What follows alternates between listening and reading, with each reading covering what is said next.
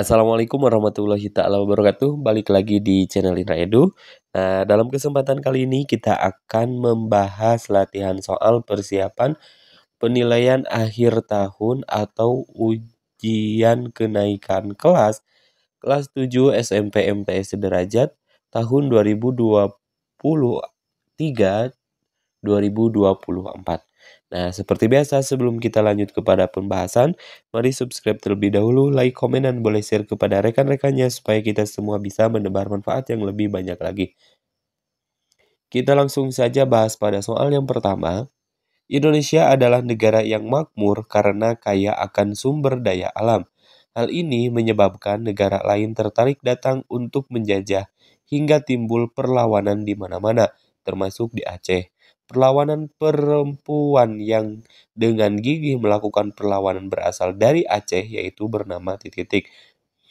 A. Raden Ajeng Kartini, B. Dewi Sartika, C. Cut Nyak Din, D. Nyi Ageng Serang. Oke, yang harus kita garis bawahi di soal di sini adalah perlawanan atau pahlawan perempuan yang berasal dari daerah Aceh ya. Dari daerah Aceh yang bernama jawabannya adalah Cut Nyadin. Jawabannya adalah yang C. Soal nomor 2. BPUPK yang didirikan Jepang tanggal 29 April tahun 1945 dipimpin oleh Dr. KRT Rajiman Widoyodiningrat. BPUPK mengadakan sidang pertama kali tanggal 29 Mei sampai 1 Juni 1945 yaitu membahas rancangan tentang titik-titik.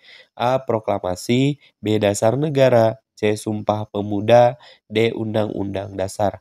Kira-kira pilihan jawaban yang paling tepat adalah yang mana?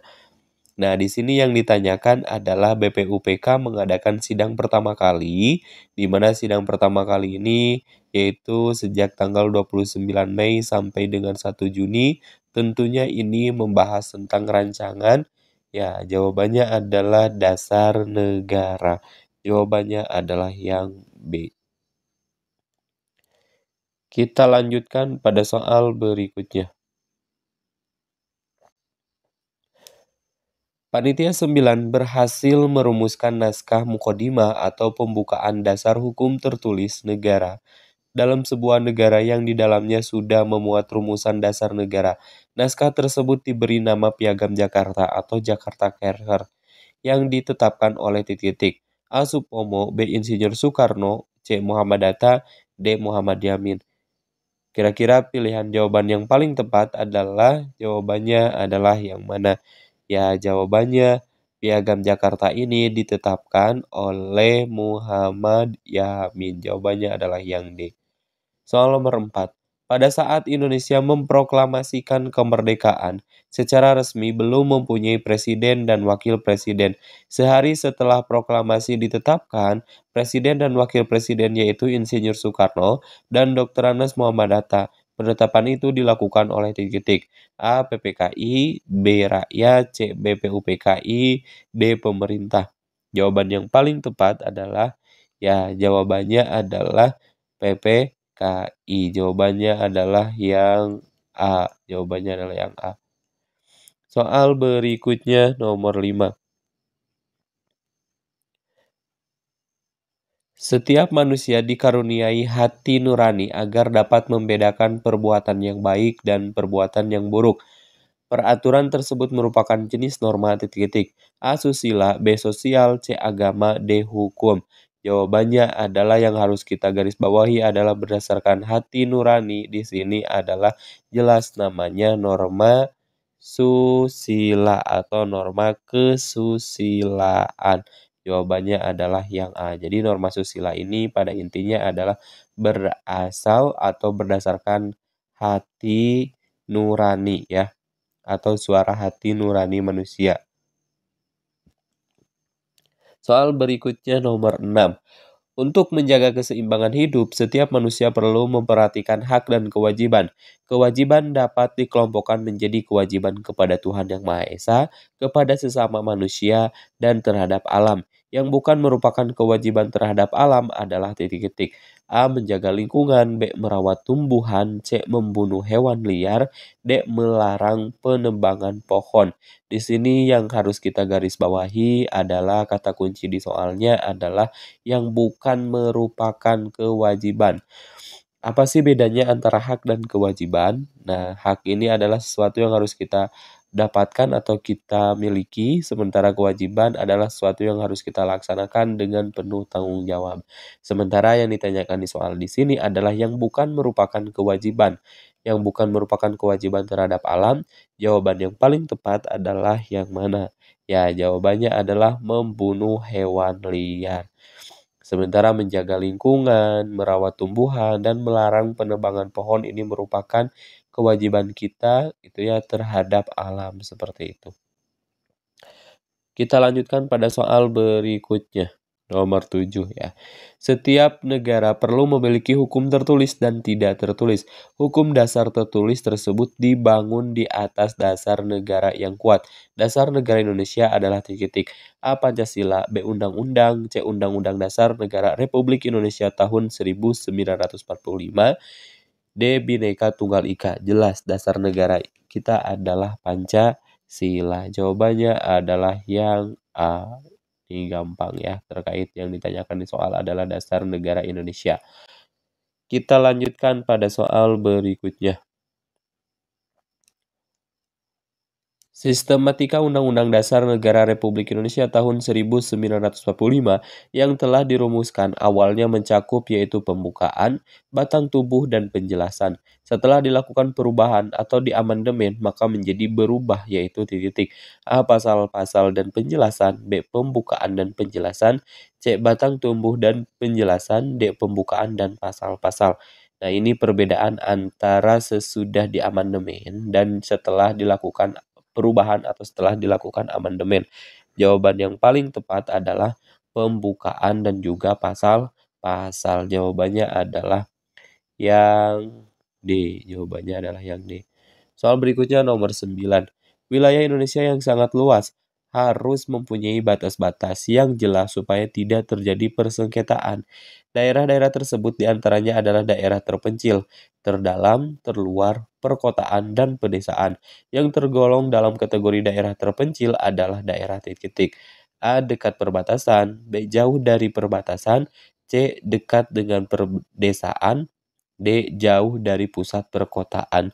Jawaban yang paling tepat adalah di sini yang dapat dikategorikan sebagai daerah terpencil tentunya daerah yang jauh dari pusat perkotaan.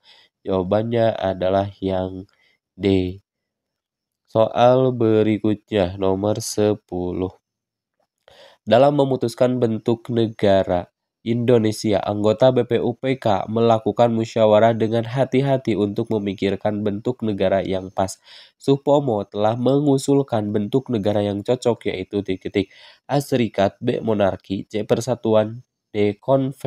Konfederasi. Jawaban yang paling tepat adalah ya di sini Supomo telah mengusulkan bentuk negara yang cocok untuk negara kita tentunya adalah Persatuan Republik Indonesia. Jawabannya adalah yang C, Persatuan. Soal berikutnya, upaya mewujudkan persatuan dan kesatuan bangsa dilakukan melalui gerakan politik, pendidikan, dan kebudayaan. Salah satu gerakan yang memperjuangkan terwujudnya persatuan dan kesatuan adalah Sumpah Pemuda. Sumpah Pemuda lahir pada tanggal titik-titik. A. 28 Oktober 1928, B. 16 Agustus 1945, C. 17 Agustus 1945, D. 10 November 1945. Nah, terkait dengan Sumpah Pemuda ini lahir pada tanggal 28 Oktober tahun 1928. Biar kalian gampang mengingatnya, yaitu ada angka 28 dan juga tahunnya juga tahun 2000. Tahunnya juga adalah tahun 28, 1928 seperti itu.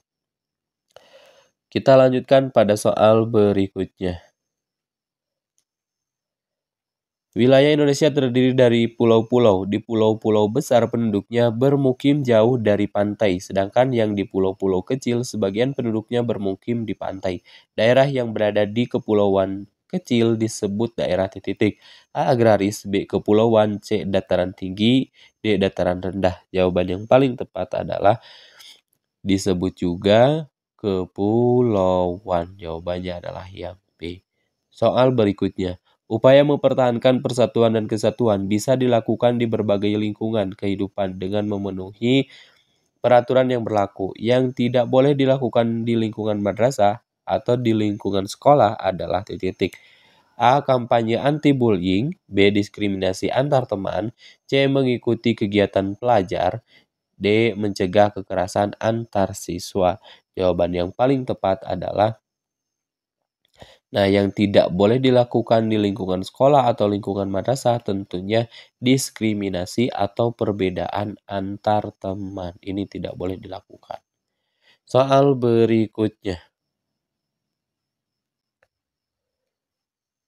Keberagaman bangsa Indonesia tersebar dari Sabang sampai Merauke merupakan karunia Tuhan Yang Maha Esa yang perlu disyukuri. Salah satunya adalah keberagaman gender yang bermakna titik-titik. A. Keragaman jenis pekerjaan, B. Kesamaan tingkat pendidikan, C. Perbedaan tingkat status sosial, D. Keberagaman laki-laki dan perempuan. Jawaban yang paling tepat adalah di sini terkait dengan gender ini adalah lebih kepada jenis kelamin, berarti keberagaman laki-laki dan juga perempuan. Jawabannya adalah yang D. Soal berikutnya. Perhatikan pernyataan di bawah ini. 1. Warna kulit, 2. Bahasa daerah, 3. Adat istiadat, 4. Mata pencarian, 5. Kesenian daerah. Pertanyaannya, dari pernyataan di atas yang merupakan ciri-ciri mendasar yang membedakan suku bangsa satu dengan bangsa lainnya ditunjukkan oleh nomor A1, 2, dan 3, B1, 4, dan 5, C2, 3, dan 5, D3, 4, dan 5. Kira-kira pilihan jawaban yang paling tepat adalah yang mana? Bahasa daerah ini juga merupakan ciri yang mendasar membedakan suku bangsa yang satu dengan bangsa yang lainnya. Terus juga selain dari bahasa daerah, ada juga adat istiadat serta kesenian daerah. Sementara warna kulit dan juga mata pencarian ini bisa saja sama gitu ya antara suku bangsa yang satu dengan suku bangsa yang lainnya. Bisa saja memiliki kesamaan maksudnya seperti itu. Berarti jawaban yang paling tepat adalah jawabannya adalah 2, 3, dan 5. 2, 3, dan 5. Jawabannya adalah yang C. Soal berikutnya. Keragaman bangsa Indonesia terbentuk oleh jumlah suku bangsa yang mendiami wilayah Indonesia dan tersebar di mana-mana. Setiap suku bangsa mempunyai ciri atau karakter tersendiri, baik dalam aspek sosial maupun budaya. Tolaki, Mandar, Buton, Toraja, dan Gorontalo adalah nama-nama suku yang berasal dari daerah titik-titik. A. Sulawesi, B. Kalimantan, C. Nusa Tenggara, D. Bangka Belitung. Jawaban yang paling tepat adalah berasal dari daerah Sulawesi.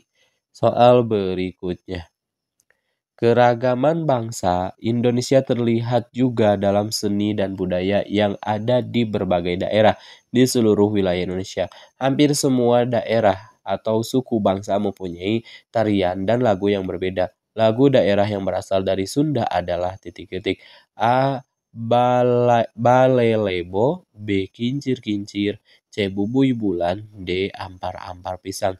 Ini adalah lagu daerah yang berasal dari Sunda. Jawaban yang paling tepat adalah Bubui Bulan. Bubui Bulan ini merupakan lagu daerah yang berasal dari suku Sunda ya.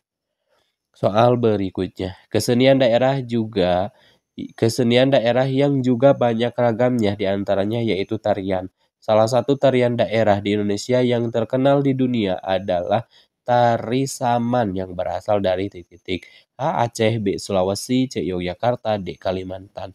Tari saman ini berasal dari daerah Aceh. Jawabannya adalah yang A. Soal berikutnya, nomor 19. Keragaman dalam beragama di Indonesia ditandai dengan adanya 6 agama resmi yang diakui negara, yaitu Islam, Kristen, Katolik, Hindu, Buddha, dan Konghucu. Setiap pemeluk agama menjalankan keyakinan dengan melakukan ibadah sesuai dengan ajaran agama masing-masing. Tempat ibadah agama atau umat Konghucu adalah titik-titik A. Pura, B. Pihara, C. Gereja, D. Kelenteng. Jawabannya adalah kelenteng. Jawabannya adalah yang D. Soal berikutnya, nomor 20. Masyarakat Indonesia terdiri atas 2 ras besar, yakni ras Mongoloid Melayu di wilayah barat serta Melanosoid Papua di wilayah timur. Ras Mongoloid Melayu merupakan ciri ras utama yang mendiami Sumatera, Jawa, Kalimantan, hingga Sulawesi. Ciri ras tersebut adalah titik-titik A. Berkulit coklat kekuningan dengan rambut keriting, B. Berkulit coklat kekuningan dengan rambut lurus dan tubuh agak kecil, C. Berkulit coklat kehitaman berambut keriting dengan tubuh agak gempal, D. Berkulit coklat kekuningan dengan rambut lurus dengan tubuh agak gempal.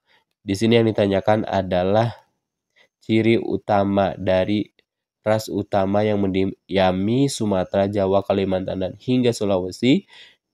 Kira-kira pilihan jawaban yang paling tepat adalah berkulit coklat kekuningan dengan rambut lurus dan tubuh agak kecil. Jawaban yang tepat adalah yang B.